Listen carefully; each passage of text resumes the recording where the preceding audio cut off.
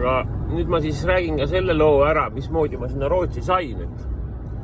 et see oli siukene ka selline väga üle noatera värk, et tegelikult oli niimoodi,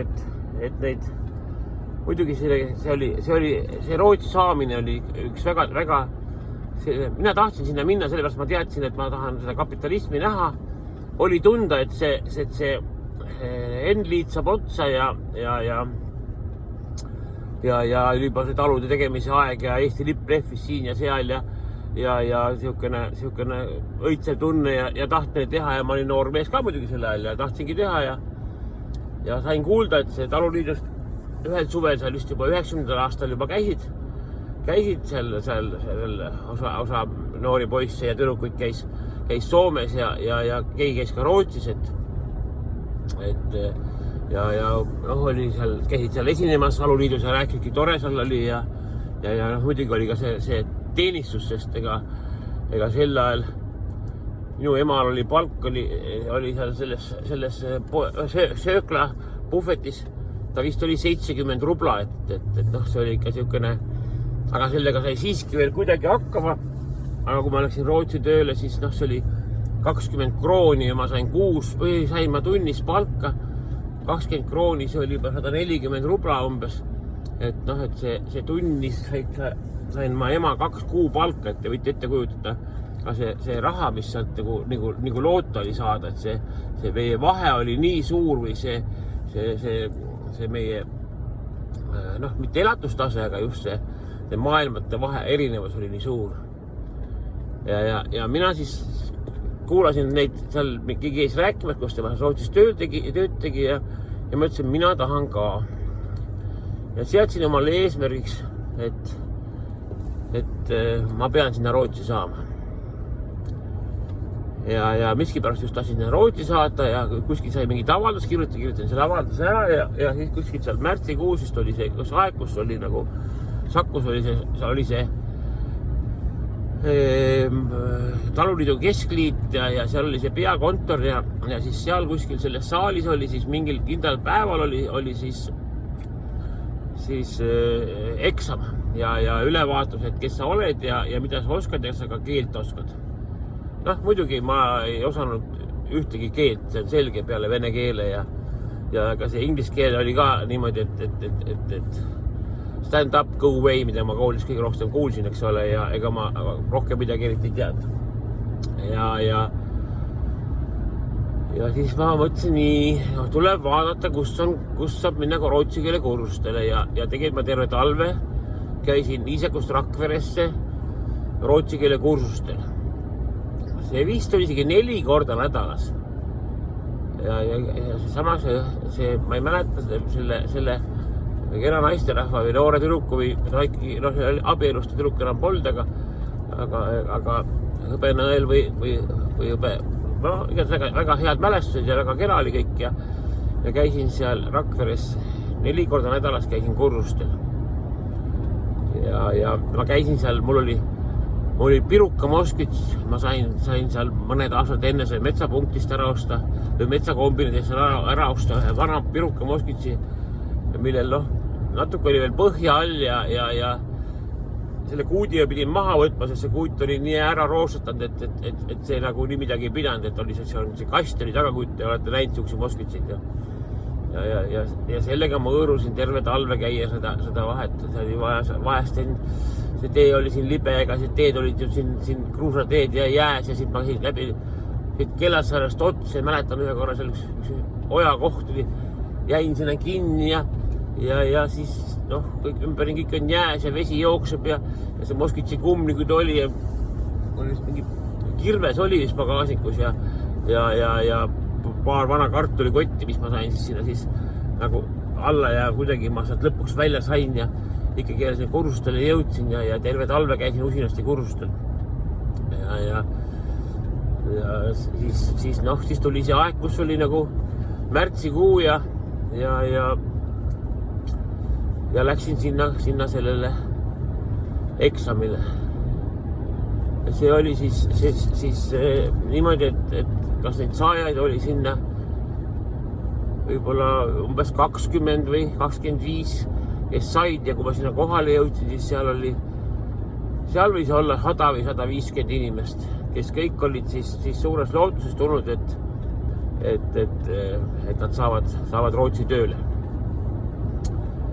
Ja muidugi ma olin seda rootsi keelt õppinud, aga ega siis, kui sa lähed sinna sisse ja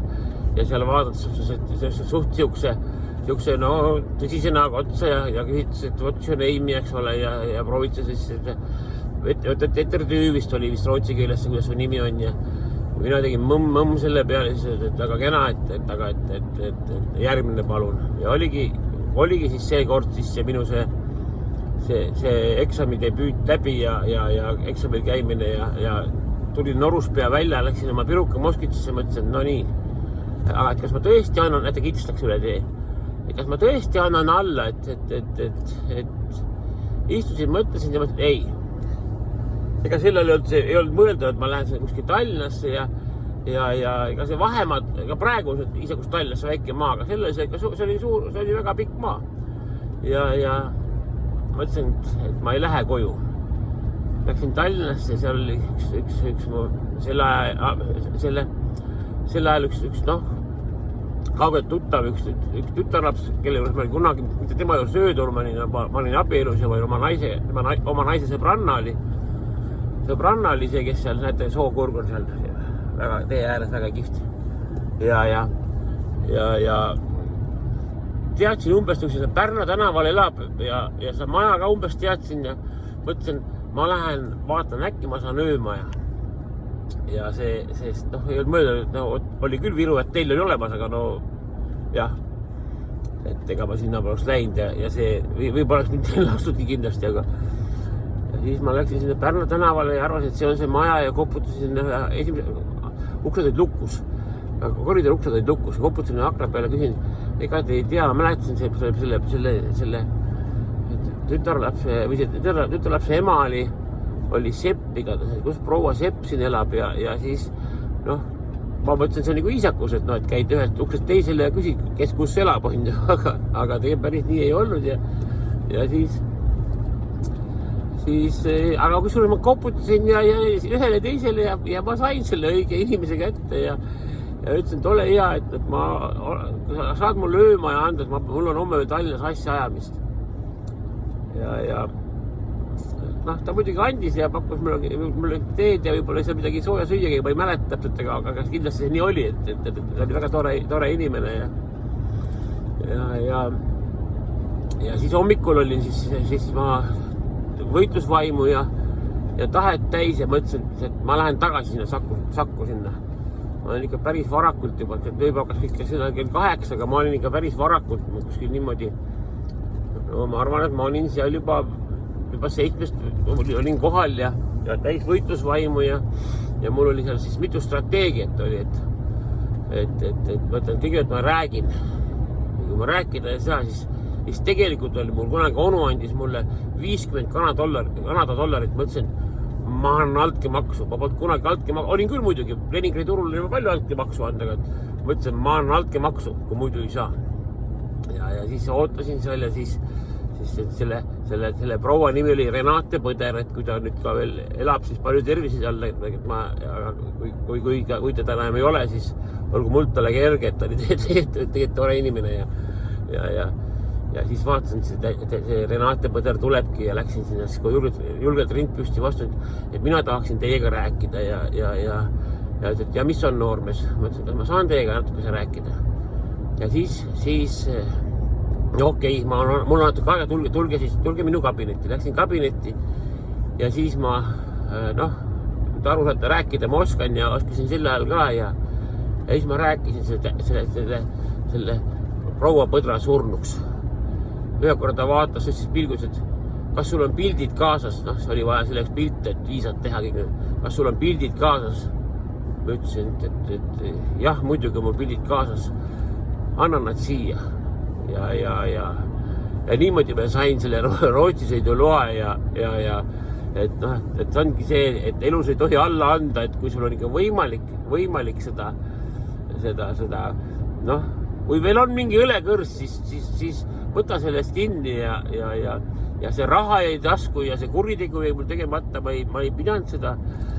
raha, seda altkäemaksu andma ja ma tulin sealt ikka päris kerge sammuga ära ja lendasin oma selle piruka moskvitsiga koju. Sest tegelikult mul oli kodus, mul oli majaehitus käis ja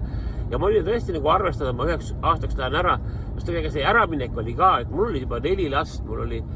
oli, väiksem oli mul sel ajal just aastaseks saanud, eks ole, ja ega see oli see nõukogude aeg, kus polnud ei piima ega vorsti, mitte midagi ei olnud. Et ega ma ei kujutagi ette, mismoodi mu see abikaasa selle lastega hakkama sai, sest aga see minek on nii tähtis, sest see esiteks ka, üks oli raha ja teine oli see, et sa tõesti õpid seda kapitalismi tundma ja näed, mismoodi üks taluelu käib, et pärast seda kõike järele teha ja nii ta oli, et aga see oli vajalik ja olen selle üle väga, väga õnnelik, et ma seda tegin ja see oli üks, selline lugu juhtus. Aga ma võin rääkida ka mõne teise loo teiega, kui teis huvitab, aga näete, nüüd me saime Tudulinnast, siis Oonurest oleme läbi juba, jah. Juttu hoos unustasin täna hommikul Merlele signaali anda, see oli küll hileta lugu, sõitsin Merle majast mööda ja signaali ei andnud. Aga niisugune lugu oli, et olge kõik ilusad ja terved ja kõik head.